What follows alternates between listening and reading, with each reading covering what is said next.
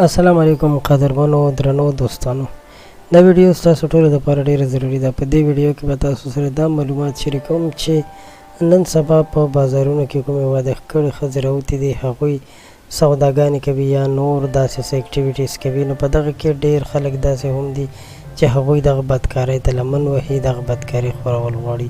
نو که یو سړی غواړي چې دغسې بدکارۍ نه ځان وساتي، خپل بچي ترې وساتي، خپل ځان ته یې کنټرول کړي، نو بیا راسره تر اخره پاتې شي. ځکه چې قدرمنو که موږ تاسو وګورو نو نن سبا ښځې بازارونو ته راوتلي دي.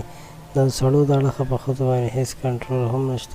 ښځه چې دوکاندار ته هم ورځي په خلاص مخ ورسره ګپ شپ لګوي او هغه ته دا احساس ورکوي چې ګنې ما سره هر قسم ګپ لګوه. حالانکې عالمان دا وایي چې که یو ښځه غواړي چې هغه باروبه یعنې د روب نه ډکه واوسي، نو هغې ته داسې اخلاق استعمالول پکار دي چې یو پردی سړی هم دا فکر وکړي که د هغه په زړه کې داسې څه خواهش وي، نو د دې ښځې د خبرې واوري او د هغه خواهش هم ختم شي. ځکه چې هغه سړی داسې فکر وکړي چې دا خو ډېره هوښیاره ښځه ده او په هېڅ چا باندې هم حیا پرده نه پرېږدي، نو دغسې ښځو نه بیا سړي ځان ساتي. خو کومې ښځې چې خاندي، خوشحالېږي، دوکاندار سره ګپ شپ لګوي او په خندا خوشحالۍ ورته هغه هم جامې راخلي یا نور کوم سامان چې اخلي، نو دغسې ښځه هم ټیک نه وي او د دغسې ښځو انجام هم ډېر زیات خراب وي.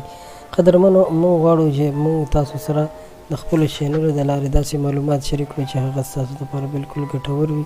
لکه دا ویډیو هم ډېره زیاته ضروري ده، ځکه چې د بدکارو ښځو نه په دې طریقه ځان ساتل پکار دي. بیا په دې کې بل قسم ښځې داسې هم وي چې هغوی د خپل خاوند رشته دارو سره یا په کلي کې نورو خلکو سره ګپ شپ لګوي، د پردو خلکو نه ستر پرده هم نه کوي او د دې بې حیایۍ دپاره لمن وهي. نو دغسې ښځې هم پوهول پکار دي او که نه پوهېږي نو بیا ترې ځان خلاصول ضروري دی.